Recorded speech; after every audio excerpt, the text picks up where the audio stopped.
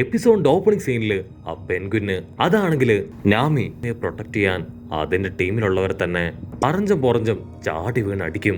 നാമിക്കാണെങ്കിൽ അത് കാണുമ്പോൾ തന്നെ പിടികിട്ടും അതാരാണെന്ന്. അവളുടെ ബോഡിയിൽ കൈവച്ച പിന്നെ നിങ്ങൾ വിവരം അറിയും.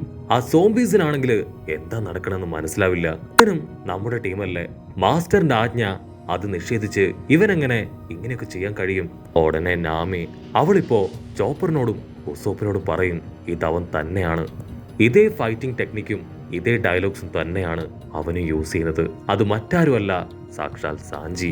ഉടനെ ചോപ്പർ ആണെങ്കിൽ അത് കേൾക്കേണ്ട താമസം, ഹലോ പെൻഗ്വിൻ, നിനക്ക് ഞങ്ങളുടെ സാഞ്ചി അറിയോ? എന്റെ ആക്ഷനും ഡയലോഗും അവനെ പോലെ തന്നെയുണ്ട്. അവനെ അറിയാമെങ്കിൽ ഞങ്ങളെ അവന്റെ അടുത്തേക്ക് കൊണ്ടുപോകും. അടുത്ത സെക്കൻഡ് ആ പെൻഗ്വിന് അത് ചാടി വന്ന് ചോപ്പറിന്റെ തലയ്ക്ക് അറഞ്ചം പൊറഞ്ച് ചവിട്ടും. അങ്ങനെ ചോപ്പറും ടീമും രക്ഷിക്കടാ എന്ന് നിലവിളിച്ച് മുൻപോട്ട് ഓടുമ്പോഴായിരിക്കും ആ ലോല പന്നിയും ഇൻവിസിബിൾ മാനും അവർ രണ്ടുപേരും അവിടേക്ക് ഓടിയെത്തുക. ഈ പന്നി എന്തിനാ നമ്മുടെ നേർക്ക് ഓടി വരുന്നതെന്ന് ചിന്തിച്ച് നമ്മുടെ ആൾക്കാർ നോക്കി നിൽക്കും. ലോലയ്ക്കാണെങ്കിൽ നാമിയെ കണ്ട് ഡബിൾ സന്തോഷാവും. കാരണം നാമി എങ്ങനെയെങ്കിലും അറ്റാക്ക് ചെയ്ത് തകർക്കാനാണ് അവൾ ഇത്രയും നേരം അവളെ അന്വേഷിച്ച് നടന്നത്. അവൾ നാമിക്ക് നേരെ ഓടി അടുക്കുകയാണ്. ഇൻവിസിബിൾ മാൻ ആണെങ്കിൽ അവളെ വിടാതെ തന്നെ അവളുടെ തൊട്ട് പിന്നാലെയുണ്ട്. പക്ഷെ അല്പദൂരം മുൻപോട്ട് ഓടുമ്പോ ലോല സഡൻ ബ്രേക്ക് ഇടും. അതിനുശേഷം അങ്ങനെ ടേൺ ചെയ്ത് ഇൻവിസിബിൾ മാന്റെ ദേഹത്തേക്ക് ചാടി വീഴുകയാണ്. അവൻ ചോദിക്കും, എന്തു പറ്റി, നിനക്ക് എന്താ സംഭവിച്ചേ? ഉടനെ അവൾ നാണിച്ചു പറയും, പ്ലീസ് ഇപ്പോഴെങ്കിലും എന്റെ സ്നേഹം അംഗീകരിക്ക്, നമുക്ക് രണ്ടുപേർക്ക് പോയി കല്യാണം കഴിക്കാം. തീർത്തു പറയും, നോ, എന്നെ കൊണ്ട് പറ്റില്ല.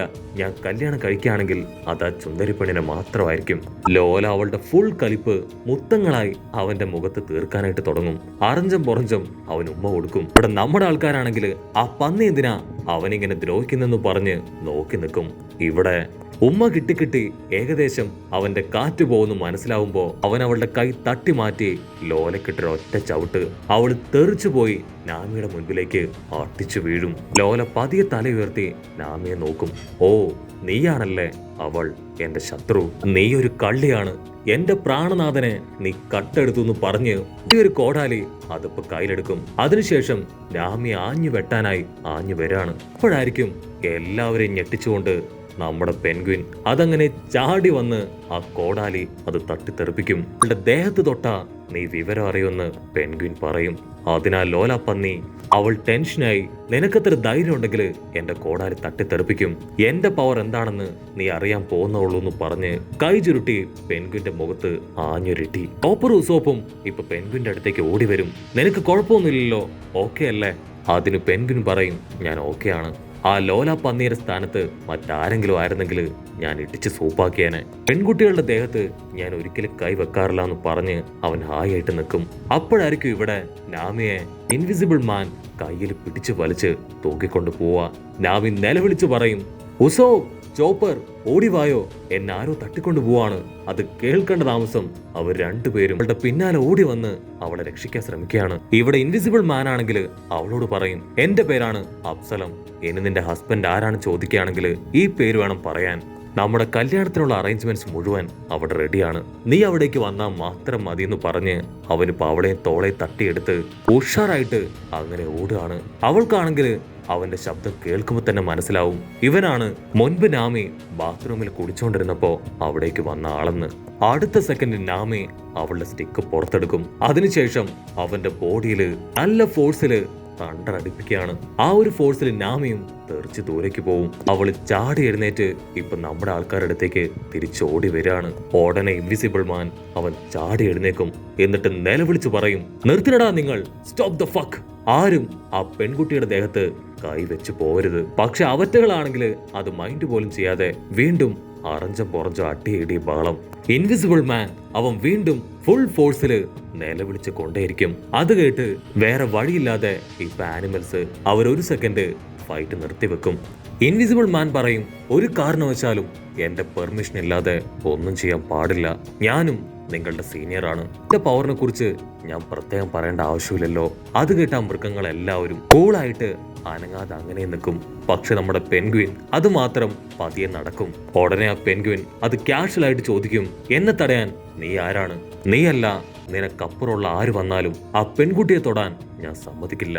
അത് കേട്ട് ബാക്കിയുള്ള ആനിമൽസ് അവർ പേടിക്കാനായിട്ട് തുടങ്ങും. അതിലൊരുത്തൻ ഇപ്പൊ പെൻഗ്വിനോട് പറയും, നീ ആരോടാണ് ഇങ്ങനെയൊക്കെ സംസാരിക്കുന്നതെന്ന് അറിയോ? അവൻ നമ്മുടെ സുപ്പീരിയർ ആണ്. പെൻഗ്വിൻ പറയും, അവൻ ആരായിരുന്നാലും എനിക്ക് ഒരു കുഴപ്പമില്ല, പക്ഷെ ആ പെൺകുട്ടിയുടെ ദേഹത്ത് കൈവെക്കാൻ ഞാൻ അവനെ അനുവദിക്കില്ല.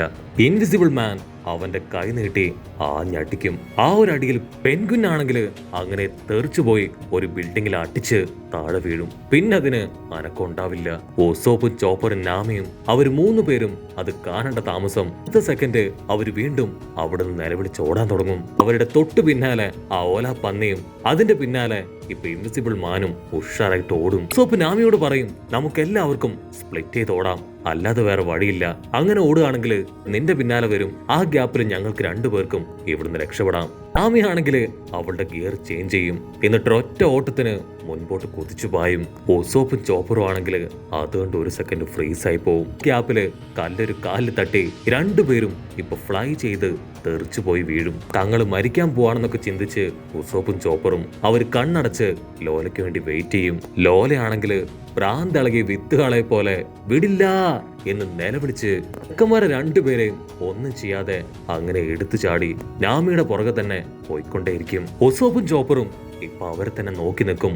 ലോല അവളാണെങ്കിൽ ഒരു കത്തിയൊക്കെ എടുത്ത് നാമിയെ വെട്ടാൻ ശ്രമിക്കുകയാണ്. ചോപ്പർ പറയും, എങ്ങനെയെങ്കിലും അവളെ രക്ഷിക്കണം. അതേസമയം നാമി അവൾ കാട്ടിലൂടെയൊക്കെ ചാടി ഓടി ഓരോ ഭാഗത്തേക്ക് രക്ഷപ്പെട്ടു പോയിക്കൊണ്ടേയിരിക്കും. പന്നിപ്പെണ്ണ് പറയും, എനിക്ക് എന്റെ ചെക്കനെ അവനെ കിട്ടിയേ പറ്റൂ, ആർക്കും ഞാൻ അവനെ വിട്ടു കൊടുക്കില്ല. അടുത്ത സെക്കൻഡ് ചോപ്പറും ഉസോപ്പും അവർ 2 പേരും അവളുടെ ഓരോ കൊമ്പിലും അങ്ങനെ പിടിച്ചു വലിക്കും. നാമി ഓടിക്കോ, ഇതിനധിക നേരം പിടിച്ചു നിർത്താനാവില്ല. അത് കേൾക്കേണ്ട താമസം നാമി അവൾ 100-110 ഓടും. തട്ടി ഇതാ ഇവിടെ റോബിനും ഫ്രാങ്കിയും അവർ 2 പേരും ആ സ്പൈഡറിന്റെ മുൻപില് സ്റ്റക്കായിട്ട് നിൽക്കുകയാണ്. ഫ്രാങ്കി പറയും, നീ തന്നെയാണ് ലൂഫിയെയും സോറയെയും അവർ 2 പേരെയും ഒരു ബോക്സിൽ കൊണ്ടുപോയത്. നിന്റെ സൈസ് കാണുമ്പോൾ തന്നെ അറിയാം നീ ക്രിയേറ്റ് ചെയ്ത വെബ് ഉപയോഗിച്ചാണ് ഞങ്ങളുടെ കപ്പലിനെ പോലും നീ ലോക്ക് ചെയ്തതെന്ന്. സ്റ്റാർട്ടിങ് മുതൽ എൻഡ് വരെ നീയാണ് പ്ലാൻ ചെയ്ത് ഞങ്ങൾ ഇവിടേക്ക് കൊണ്ടുവന്നത്. ഒരു സ്പൈഡർ പറയും, അതെ, നിങ്ങൾക്കറിയാത്ത ഒരുപാട് കാര്യങ്ങളുണ്ട്. നിങ്ങളെക്കുറിച്ചുള്ള എല്ലാ ഡീറ്റെയിൽസും ഞങ്ങൾക്ക് നന്നായിട്ട് അറിയാം. ഉടനെ ഫ്രാങ്കി അവനവന്റെ കൈ അങ്ങനെ നീട്ടി പീരങ്കി പുറത്തേക്ക് കൊണ്ടുവരും. എന്നിട്ട് ആ ബ്രിഡ്ജിലേക്ക് പൊച്ചറം ഷൂട്ട് ചെയ്യാണ്. സ്പൈഡർ ആണെങ്കിൽ അത് കണ്ട് ഷോക്കാവും. അതേസമയം റോബിൻ അവളുടെ ഒരുപാട് കൈകൾ ക്രിയേറ്റ് ചെയ്ത് വലിയ 2 ചിറകുകൾ ക്രിയേറ്റ് ചെയ്യും. എന്നിട്ട് ഫ്രാങ്കിയെയും പൊക്കിയെടുത്ത് ഇപ്പൊ പുറത്തേക്ക് പറന്നു വരും. പക്ഷെ അല്പസമയം കഴിയുമ്പോഴേക്കും അവളുടെ പവർ നഷ്ടപ്പെട്ട് ഫ്രാങ്കി താഴേക്ക് പോവും. ജസ്റ്റ് മിസ്സിന് അവൾക്കൊരു ചുമരിൽ പിടുത്തം കിട്ടി അവൾ ഒരു ചുമരിൽ നിൽക്കും. ആഴ വീണ ഫ്രാങ്കി അവൻ കഷ്ടപ്പെട്ട് ബുദ്ധിമുട്ടി മുകളിലേക്ക് കയറി വരും. അതിനുശേഷം അവൻ റോബിനോട് ദേഷ്യപ്പെടാൻ തുടങ്ങും. ആക്ച്വലി റോബിൻ ഫ്രാങ്കിയുടെ തലയിൽ ചവിട്ടിയാണ് ആ ചുമരിലേക്ക് കയറിയത്. ഉടനെ ആ സ്പൈഡർ അതിപ്പോ നമ്മുടെ ആൾക്കാർ നിൽക്കുന്ന ചുമരിലേക്ക് കയറി വരാനായിട്ട് തയ്യാറെടുക്കുകയാണ്. അപ്പോഴായിരിക്കും വേറൊരുത്തൻ നിലവിളിച്ച് താഴേക്ക് വീഴുന്നതായിട്ട് കാണാം. മറ്റാരുമല്ല, സാക്ഷാൽ ബ്രൂക്ക്. അവൻ നല്ല സ്പീഡില് താഴേക്ക് അടിച്ചു വീഴുന്നതോട് കൂടെ ഈ ഒരു എപ്പിസോഡും അവസാനിക്കുന്നു. എപ്പിസോഡ് ഇഷ്ടപ്പെടുകയാണെങ്കിൽ തീർച്ചയായിട്ടും ലൈക്ക് ചെയ്യാനും കമന്റ് ചെയ്യാനും ഷെയർ ചെയ്യാനും മറക്കല്ലേ. അടുത്തൊരു അടിപൊളി എപ്പിസോഡുമായിട്ട് കാണുന്നവരെ it's me with Mallu episode.